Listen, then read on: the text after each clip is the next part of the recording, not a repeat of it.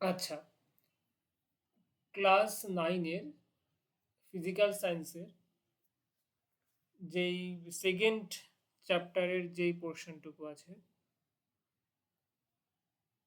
সেটা হচ্ছে যে বল ও গতি চ্যাপ্টার। তো সেখানে নিউটনের গতিসূত্র আমরা পড়ি এবং সেখানে আমাকে পড়তে হয় তিনটা গতীয় সমীকরণ পড়তে লাগে আমাদের, রাইট? তো তিনটা গতীয় সমীকরণ আমাদের কি থাকে?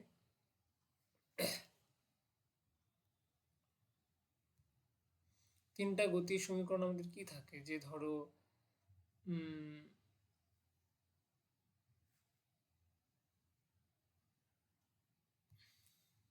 যেরকম থাকে, একটা হয় হচ্ছে নাম্বার ওয়ান যেটা নাম্বার ওয়ান হচ্ছে v equal to u plus a t. Number two কি হয়? নাম্বার টু হয় যে s equal to u t plus half a t square. আর নাম্বার থ্রি কি থাকে? নাম্বার থ্রি থাকে হচ্ছে v square equal to u square plus two a s. তো এই যে তিনটা সমীকরণ, এই তিনটা সমীকরণ তোমাদের স্কুলের এক্সামের পারপাসে ভেরি ভেরি ইম্পর্টেন্ট। এবার এই তিনটা সমীকরণকে আমাকে প্রুফ করতে হয়। একটা হচ্ছে গ্রাফিক্যাল মেথডে আর একটা তোমাকে হচ্ছে এই অ্যালজেব্রিক প্রসেসে, রাইট? অ্যালজেব্রিক প্রসেসে জিনিসটা খুবই সোজা। একটু মাঝে ক্যালকুলেশন করতে দুই তিন জায়গায় একটা ট্রিক্সের প্রয়োজন পড়ে। তো সেই জিনিসগুলো তোমাদের বোঝানোর চেষ্টা করব। হুম, এবং যতটা সহজে সিম্পলিভাবে তোমাদের সাথে ডিসকাস করা যায় সেটাই চেষ্টা করব। তো তার আগে একটা গল্প শুনি আমি। ধরা যাক এটা হচ্ছে তোমাদের কোনো এক বন্ধু। হুম, পেছনে পেছনে একটা কুত্তা তাড়া করেছে। এটা কুকুর কম কাকড়া বিছে বেশি হয়ে গেছে। যাই হোক, আচ্ছা, এবার মনে করো তুমি দেখলা বন্ধুটা যখন টাইম জিরো বা জাস্ট যখন দেখলা ফার্স্ট টাইম, তখন ভেলোসিটি হচ্ছে ধরো ইউ গতিবেগ। ইউ প্রাথমিক গতিবেগ তাহলে ইউ, ঠিক আছে? এইবার টি সেকেন্ড সময় ধরে ওকে অবজার্ভ করলা এবং টি সেকেন্ড সময়ের পর দেখলা ও তখনও দৌড়াচ্ছে। এবং যেহেতু ওই সারমেয়টা বা কুকুরটা তখনও ওর পিছনে পড়ে আছে, ওর গতিবেগ বেড়ে হয়ে গেছে ভি। তার মানে আমাকে এখানে প্রথমে ইউ জিনিসটা মাথায় রাখতে হবে, যে তার প্রাথমিক গতিবেগ। টি মানে তার সময়, টি সেকেন্ড বলতে পারো। ভি হচ্ছে অন্তিম গতিবেগ। তার মানে কি, তোমার এই বন্ধু একটা ত্বরণ নিয়ে এগোচ্ছে। ধরে নিলাম সেই সমত্বরণ যেই সেটা সেটা হচ্ছে তার ভ্যালু এ। তাহলে আমার কাছে এ কি জিনিস সেটা ক্লিয়ার হলো। এ হচ্ছে ত্বরণ, এটা হচ্ছে ত্বরণ। আমি যে গল্পটা বললাম এই গল্পটা দিয়ে তোমাকে ফার্স্টে দু তিনটে লাইন লিখতে হবে। এটা হচ্ছে প্রাথমিক বেগ। হুম, এটা হচ্ছে সময়, এটা হচ্ছে সময়, এটা হচ্ছে অন্তিম গতিবেগ, এটা হচ্ছে অন্তিম গতিবেগ। হলো?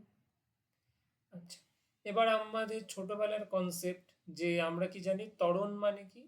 ত্বরণ মানে বেগ বৃদ্ধি, বেগ বৃদ্ধি বাই সময়। হলো? এবার বেগ কতটা বৃদ্ধি পেয়েছে? বেগ পরে কত হয়েছে ভি, আগে কত ছিল ইউ, কতটা সময় টি সেকেন্ড সময়। তাহলে এখান থেকে যদি আমি ক্যালকুলেট করি, জাস্ট কি করব, এটি বজ্রগুণন at equal to v minus u. ভিটাকে রেখে দাও, ইউটাকে এদিকে নিয়ে আসো, কি হবে? V equal to u plus at. তাহলে কি আমরা আমাদের প্রথম যেই প্রুফটা, প্রথম প্রুফ মানে কি ছিল, যে v equal to u plus a t, সেটা আমরা পেয়ে গেলাম। আমাদের প্রথম গতীয় সমীকরণ আমরা কিন্তু বীজগাণিতিক পদ্ধতিতে প্রমাণ করে দিলাম। এটা আমাদের হয়ে গেল। এবার হচ্ছে আমরা চলে আসব সেকেন্ডের যে প্রমাণটা আছে সেটা করতে। তো তার আগে ওই সেম জিনিস, আগে গল্পটা আমাদের দেখতে হবে। গল্পটাতে আমরা কি দেখেছিলাম, যে প্রথমে যে লোকটা ছিল তার গতিবেগ ইউ ছিল, এবং লোকটা টি সেকেন্ড সময়ের পরে গতিবেগ হয়ে গেছিল ভি। ওকে, এবার চলে আসবো নেক্সট স্লাইড। নেক্সট স্লাইডে কি আছে, যে তার মানে লোকটার যদি আমি একটা এভারেজ গতিবেগ নেওয়ার চেষ্টা করি, এভারেজ মানে কি, গড় গতিবেগ। গড়, গড় জিনিসটা কি, মনে করো তোমার কাছে আগে 10টা চকলেট ছিল, এবং তোমাকে তোমার দাদা বা তোমার কোনো বন্ধু আরো 5টা চকলেট দিল। তাহলে আগে 10 প্লাস 5, গড়ে তোমার কাছে কটা করে চকলেট থাকে? 10 প্লাস 5 15/2 এরকম করে বের হয়। বা ধরো এইভাবে ভাবতে পারো যে তোমার কাছে 10টা চকলেট আছে, তোমার বন্ধুর কাছে আছে 20টা চকলেট। তাহলে গড়ে তোমাদের কাছে কটা করে চকলেট আছে? তাহলে কি করবে, তোমার কাছে 10, বন্ধুর কাছে 20, 10 প্লাস 20 30, দুজনের কাছে আছে, তো ডিভাইডেড বাই 2, মানে গড়ে তোমাদের কাছে 15টা করে চকলেট আছে। এখানেও সেরকম। এখানে এখানে দেখো যে লোকটার কাছে দুটো গতিবেগ আছে, একটা গতিবেগ ইউ এবং একটা গতিবেগ ভি। তাহলে আমরা এভারেজ কি হবে, এভারেজ হবে হচ্ছে ইউ প্লাস ভি, দুটো গতিবেগ সেজন্য 2। এটা আমরা বুঝতে পারলাম, এই জিনিসটা আমরা বুঝতে পারলাম। আচ্ছা, এইবার আমি মনে করো যে এস বের করতে চাই। এস মানে লোকটা, এই যে এই লোকটা এই টি সেকেন্ড সময় কতটা দূরত্ব গেছে, এই যে এতটা দূরত্ব যে ও গেছে, এটা কতটা ডিস্টেন্স, সেটাকে আমি এস দিয়ে ডিনোট করব। তাহলে এস এর ভ্যালু কি হবে সেটা আমরা বের করতে চাই। এবার দূরত্ব মানে আমরা কি জানি, দূরত্ব মানে কি, গতিবেগ ইন্টু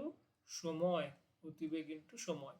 মনে করো যে তোমার সাইকেলের গতিবেগ 5 কিলোমিটার/আওয়ার, তুমি 2 ঘন্টা সাইকেল চালালা, তাহলে তুমি কতটা দূরত্ব যাবা? গতিবেগকে সময় দিয়ে গুণ করে দাও, 5 × 2 10 কিলোমিটার যাবা। সেরকম ভাবেই এখানে লোকটার গতিবেগ, আমরা এভারেজ গতিবেগটা নিব, কত আছে, u plus v divided by 2। কতটা সময় গেছে, ও টি সেকেন্ড সময় গেছে। ব্যাস এতটুকুই ছিল আমার কাছে এখানে বোঝার মতো জিনিস, বা এক্সট্রা অ্যাড অন করার মতো জিনিস। বাদ বাকিটা সমস্তটা কি হবে, ক্যালকুলেশন। কিরকম, যে ইউটা ইউই থাকবে, ভি এর জায়গায় আমরা কি লিখবো বলো তো? ভি এর জায়গায় আমি লিখবো এই এই যে আমরা এখানে পেয়েছিলাম v equal to u plus a t, সেই ভ্যালুটা সেই ভ্যালুটা আমি এখানে পুট করব। ভি এর জায়গায় আমি কি পুট করব, ভি এর জায়গায় পুট করব ইউ প্লাস এটি। বোঝা গেল, এই ভি এর ভ্যালুটা আমি এখানে পুট করলাম, ভুলাবা না কেউ। 2, অনেকবার বলেছি ক্লাসে, আমি জানি জায়গাগুলো ভুল হয়, সেজন্য আবার বলে দিচ্ছি। ঠিক আছে, আচ্ছা, যদি বলো যে আর একটু পরিষ্কার করে করে দিন স্যার, তো পরিষ্কার করে দিচ্ছি। চলো চলো পরিষ্কার করে করে দিচ্ছি। আহ,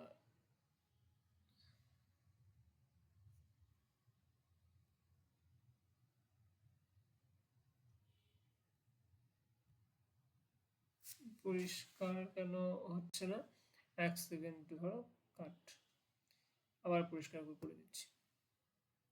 তাহলে কি বললাম এখানে, কি বললাম ফার্স্টে, যে আমরা এখানে এভারেজ গতিবেগ নিব। এভারেজ গতিবেগ যেটা নিব সেটা হচ্ছে, সরি, এভারেজ গতিবেগ, তাহলে এভারেজ গতিবেগ কি নিব, ইউ এভারেজ ইকুয়াল টু কি লিখি আমরা, u plus v divided by 2। এবার আমরা টোটাল ডিস্টেন্স বের করতে চাই, এস। এস আমরা কি জানি, ভেলোসিটি এখানে এভারেজ কত নিয়েছি, u plus v divided by 2, এটা হচ্ছে এভারেজ। গুণন আমরা কি করব, টাইম দিয়ে গুণ করব। এখানে আমরা কি করব বললাম, এখানে যে ভি এর ভ্যালুটা আছে, ভি এর যে আমরা সমীকরণটা পেয়েছি আগে প্রুফ করেছি, সেটা বসাবো। তাহলে ইউটা ইউ এর জায়গায় রাখবো, ভি এর জায়গায় লিখবো ইউ প্লাস এ টি। হয়েছে, ইউ প্লাস এটি কোত্থেকে আসলো, ক্লিয়ার হলো সবার, ডিভাইডেড বাই 2 ইন্টু টি। এটা যেরকম ছিল সেরকমই রাখলাম আপাতত, হলো। আচ্ছা, এখানে ইউ প্লাস ইউ গুণ করলে কত হয়, 2u প্লাস এটি ডিভাইডেড বাই 2 ইন্টু টি। এবার এই জিনিসটাকে গুণ করলে কত হয় সেটা তোমরা কেউ একজন বলো। গুণ করলে কত হয় জিনিসটাকে বলো। দেখো 2u টি, টিটা গুণ করে দিলাম, প্লাস এ টি গুণন টি কত হয়, এটি স্কোয়ার ডিভাইডেড বাই 2। এটা কিন্তু S equal two, S equal two, তোমরা এটা জানো তো, এইদিকে চলে আসো, এদিকে চলে আসো, যে এ প্লাস বি ডিভাইডেড বাই 2 এটা কিভাবে লেখা যায়, এ বাই 2 প্লাস বি বাই 2 এভাবে লেখা যায়, এটা হচ্ছে ভাগের নিয়ম। এটা সেরকম ভাবে আমি যদি এখানে লিখি এরকম ভাবে, তাহলে 2ut ডিভাইডেড বাই 2 প্লাস আবার কি লেখা যায়, এ টি স্কোয়ার ডিভাইডেড বাই 2, এই 2 এ 2 কাটলো, তাহলে কি পড়ে থাকলো, s equal to u t plus এই 1/2টাকে আগে নিয়ে আসলাম, হাফ এটি স্কোয়ার। তাহলে আমাদের যে সেকেন্ড যে সমীকরণ, সেই সেকেন্ড সমীকরণটা আমাদের প্রুফ হয়ে গেল। তাহলে আমরা 1 নম্বর সমীকরণ কি ছিল, 1 নম্বর সমীকরণ কি ছিল, এটা প্রুফ হয়ে গেল। 2 নম্বর কোনটা ছিল, এটা, সেটাও প্রুফ হয়ে গেল। এবার আমাদের কাজ কি, 3 নম্বর যে সমীকরণ সেটা প্রুফ করতে পারলেই বীজগাণিতিক পদ্ধতিতে যে আমাদের প্রমাণগুলো থাকে সেগুলো আমাদের হয়ে যাবে। সেটা কি করে করব, ওটা আরোই ইজি। তো যখন আমরা খাতায় লিখবো তখন ওই সেম জিনিস, সেম গল্প রিপিট করব, তো সেই গল্প আমি আর এখানে করছি না। এটা করার জন্য আমাকে প্রথম যে ইকুয়েশনটা আছে, মানে v equal to u plus a t, ওটার হেল্প নিতে হবে, ঠিক আছে, ওটার আমাকে হেল্প নিতে হবে। এ টি কি করতে হবে, বোথ সাইড স্কোয়ার করতে হবে, বোথ সাইড স্কোয়ার করতে হবে। স্কোয়ার করলে কত আসে, তাহলে v square, V square equal two, এটা কি হবে, এটা এ প্লাস বি তার হোল স্কোয়ার, তার মানে এ square plus 2 A B plus B square হলো। আচ্ছা, বাদিকে ভি স্কোয়ারটাকে ভি স্কোয়ারই রেখে দাও, ইউ স্কোয়ারটাকে ইউ স্কোয়ার রেখে দাও, এখান থেকে 2a common now. A common নেওয়া মানে যখন এগুলোকে আমরা ইনক্লুড করব ব্র্যাকেটের মধ্যে, তখন এগুলো থেকে যেটা কমন নিয়েছি, মানে 2a কমন নিয়েছি, ওটা দিয়ে ভাগ করে দেব। তো এই গোটা জিনিসটা থেকে 2a ভাগ করলে কত পড়ে থাকে, ইউটি পড়ে থাকে, প্লাস এখান থেকে দেখো, এখান থেকে এ স্কোয়ার টি স্কোয়ার থেকে 2a ভাগ করলে কত পড়ে থাকে, সামনে একটা 1/2 আসে, এ পড়ে থাকে আর টি স্কোয়ার পড়ে থাকে। এবার তুমি দেখো এই জিনিসটা তোমার কাছে চেনা জানা কিনা, এই জিনিসটা কিন্তু আমরা এখনই প্রুফ করলাম। দেখো এই যে, এই যে s equal to u t plus half a t square. So তাহলে এই জিনিসটা বদলে আমরা কি লিখতে পারি, এস লিখতে পারি। তো পরের লাইনে আমরা এখানে কি লিখবো, এস লিখে দেবো। তাহলে v square equal to u square plus 2a তো আমরা কমনই নিয়েছিলাম, এই জায়গাটা বদলে এস লিখতে পারি। এটা আমরা প্রমাণ করে নিলাম। তৃতীয় যে সমীকরণ আছে নিউটনের, সেই তৃতীয় সমীকরণটাও প্রুফ হয়ে গেল। এই তিনটা যে সমীকরণ করলাম আমরা বীজগাণিতিক পদ্ধতিতে, জিনিসটা কিন্তু খুবই ইজি, এবং পরীক্ষার সময় 3 মার্কসের একটা কোশ্চেন এর মধ্য থেকে আসবেই আসবে। এগুলো আবার গ্রাফিক্যাল মেথডেও হয়, এগুলো আবার গ্রাফিক্যাল মেথডেও হয়, যেগুলো আমরা পরের ক্লাসে করব। কিন্তু আজকে যে বীজগাণিতিক নিয়মে যেই ক্লাসগুলো করলাম খুবই ইম্পর্টেন্ট, এবং সবার ক্যালকুলেশন করতে একটু অসুবিধা হয়, সেজন্য আমি ভিডিও করে দেখিয়ে দিলাম। আশা করি তোমাদের হেল্প হবে অনেকটা।